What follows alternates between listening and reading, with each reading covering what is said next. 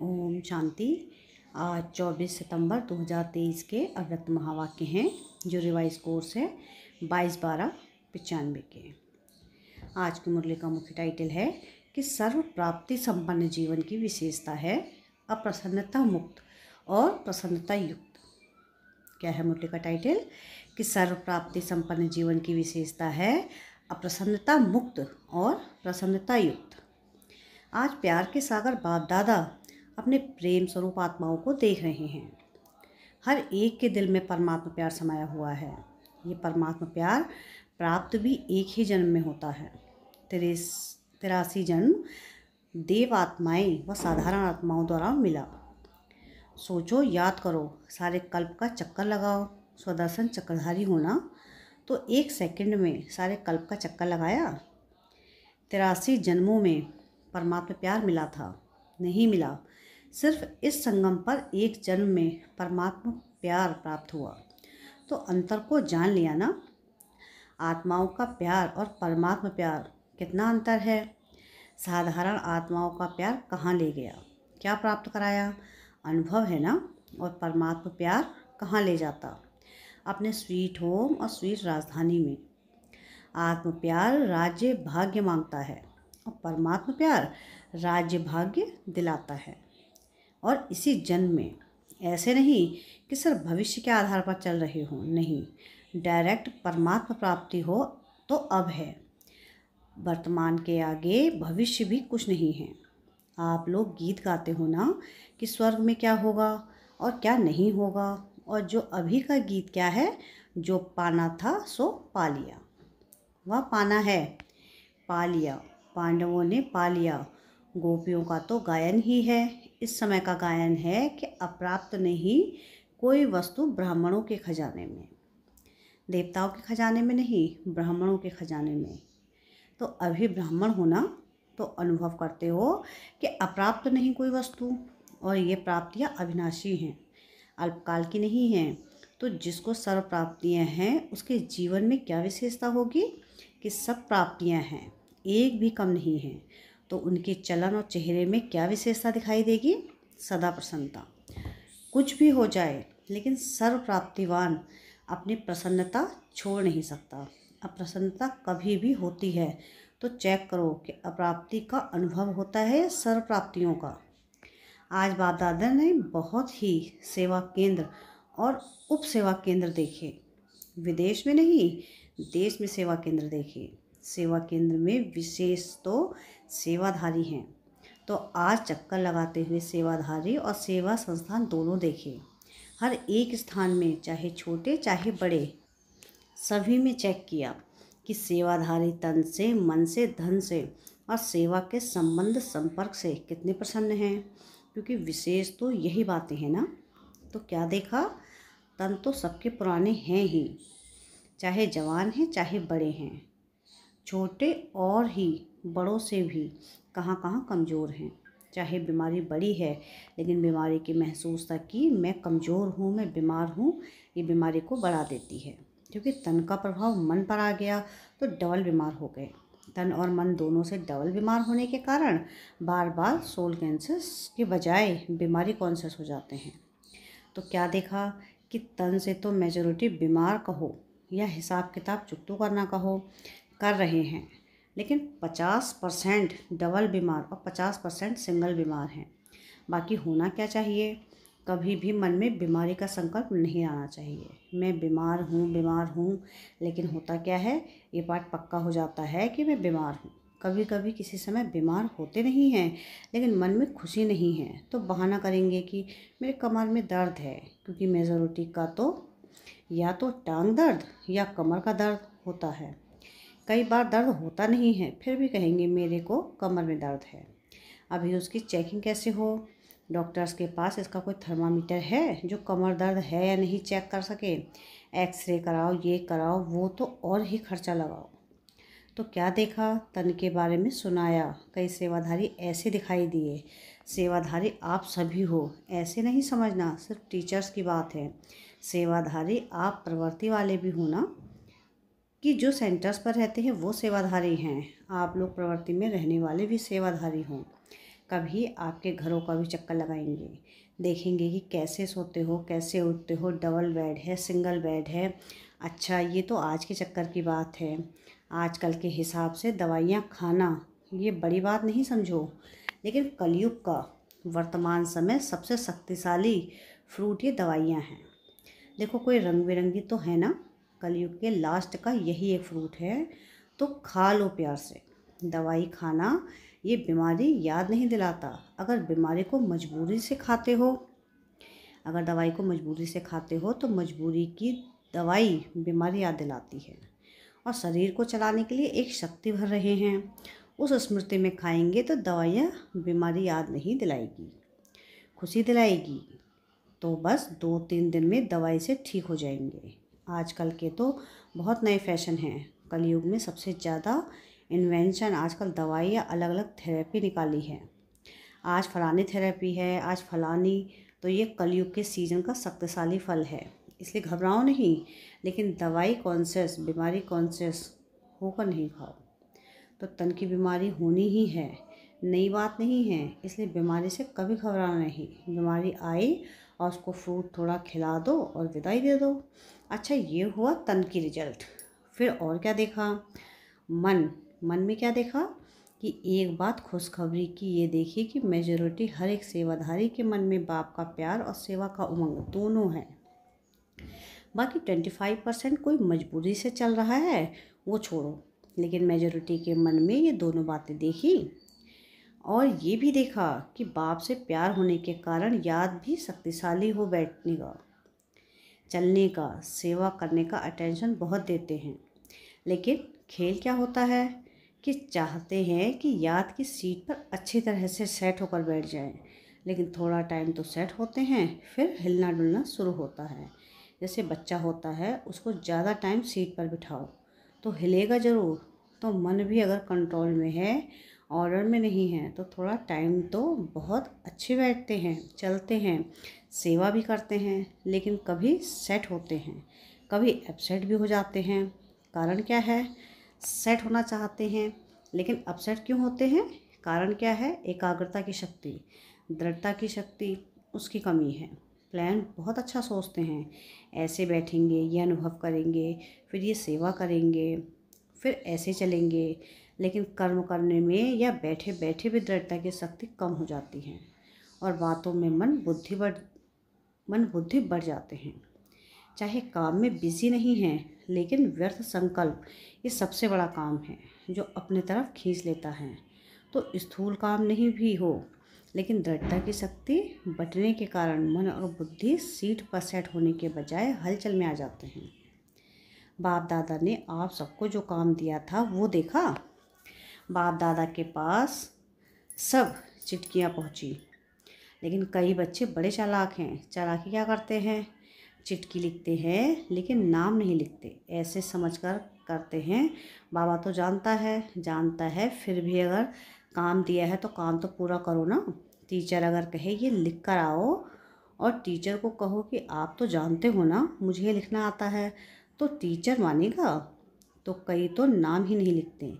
लेकिन जो भी जिस ग्रुप में काम दिया है, मेजॉरिटी सबकी खुशी की बात देखी कि सबने लिखा है कि हम डायमंड जुबली तक करके दिखाएंगे। ये मेजॉरिटी का है, आप सबका भी है। जीवन मुक्त हो जाएंगे। अगर सभी बातों से मुक्त हो गए तो क्या हो जाएंगे? जीवन मुक्त हो जाएंगे ना। तो सभी ने अपनी हिम्मत उमंग अच्छा दिखाया है, चाहे फॉरेन वालों ने, चाहे भारत वालों ने। उमंग उत्साह सभी का अच्छा है। कोई ने बहुत थोड़ों ने लिखा है कि हमको टाइम लगेगा, हमने दो उन्हों को लगने दो, उन्हों को। आप लोग तो जीवन मुक्त हो जाओ। जो रिजल्ट में देखा कि सभी को उमंग है कि डायमंड जुबली में कुछ करके दिखाएंगे, लेकिन बाप दादा ने देखा कि जितना अपने आप को डायमंड बनाने का उमंग उत्साह है, उतना ही डायमंड जुबली वर्ष में सेवाओं के प्लान भी बहुत फास्ट बनाए हैं। इसमें बाप दादा खुश हैं, लेकिन ऐसा नहीं कहना है कि बहुत सेवा का बोझ था ना, इसलिए थोड़ा नीचे ऊपर हो गया। ये बाप दादा नहीं चाहते। सेवा जो स्वयं को व दूसरे को डिस्टर्ब करे वो सेवा नहीं है, स्वार्थ है। और निमित्त कोई ना कोई स्वार्थ ही होता है। इसलिए नीचे ऊपर होते हैं। चाहे अपना चाहे दूसरे का स्वार्थ जब पूरा नहीं होता है तब सेवा में डिस्टर्बेंस होती है। इसलिए स्वार्थ के न्यारे और सर्व के संबंध में प्यारे बनकर सेवा करो। जब जो संकल्प किया है वो लक्ष्य रखा है कि डायमंड जुबली में डायमंड जुबली बनाएंगे, वह पूरा हो सकेगा। आधा नहीं याद करना है। कई ऐसे जवाब देते हैं, कहते हैं डायमंड जुबली तो मनाने की थी तो मनाया, उसमें बिजी हो गए। लेकिन बाप दादा के दोनों शब्द याद रखना, आधा नहीं, डायमंड जुबली बनानी है। सिर्फ मनानी है नहीं, बनकर बनानी है। तो मतलब का अर्थ नहीं लेना, मान लिया ना, लेकिन बनकर मनाया, बनकर के बनाना, ये है डायमंड जुबली का लक्ष्य। तो आधा लक्ष्य नहीं, पूरा करना। डबल है बनना और मनाना। सिर्फ बनना नहीं, सिर्फ मनाना नहीं, दोनों साथ साथ हो। और आप सबको मालूम है कि जब आप डायमंड जुबली के व डायमंड बनने के प्लान बना रहे हो तो आप सबसे पहले माया भी अपना प्लान बना रही है। इसलिए ये नहीं कहना कि क्या करे बाबा, हिम्मत कम हो गई, माया बहुत तेज है। माया को अपने पास रखो।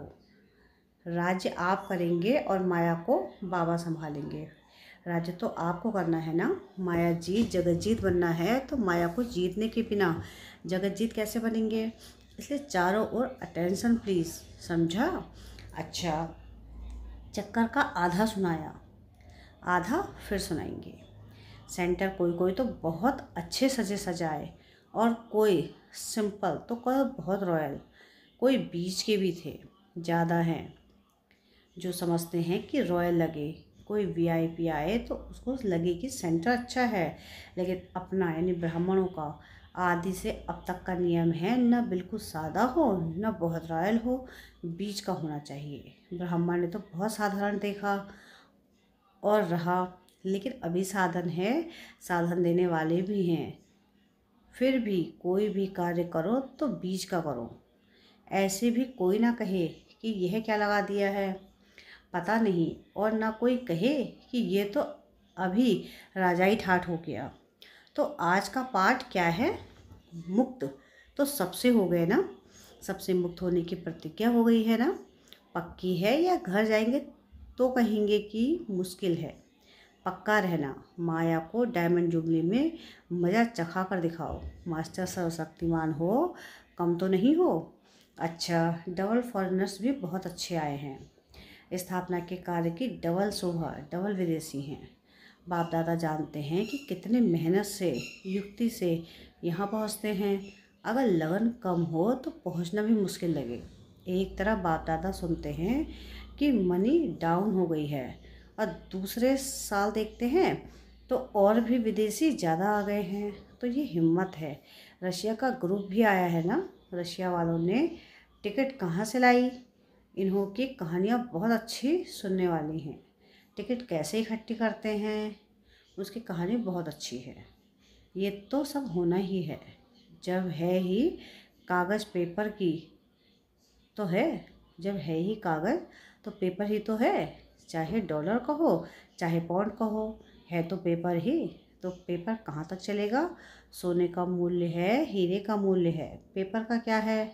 मनी डाउन तो होनी ही है और उसकी मनी सबसे ज़्यादा मूल्यवान है। जैसे शुरू में अखबार में डलवाया था ना कि ओम मंडली रिचेज इन द वर्ल्ड, कमाई का साधन कुछ नहीं था। ब्रह्मा बाप के साथ एक दो समर्पण हुए और अखबार में डाला रिचेज इन द वर्ल्ड।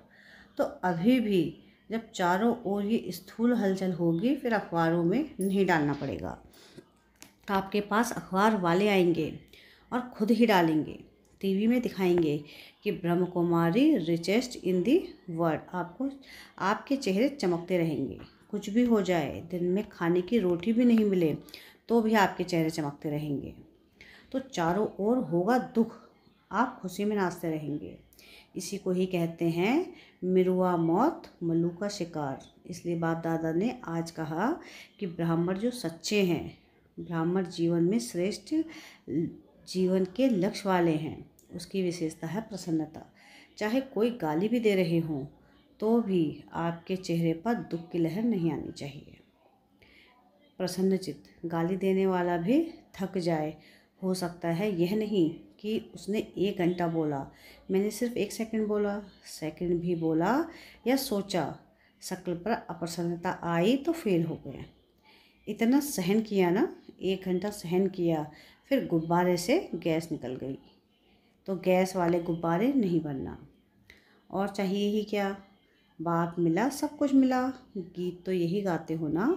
तो ऐसे टाइम पर ऐसी बातें याद करो तो चेहरा नहीं बदलेगा।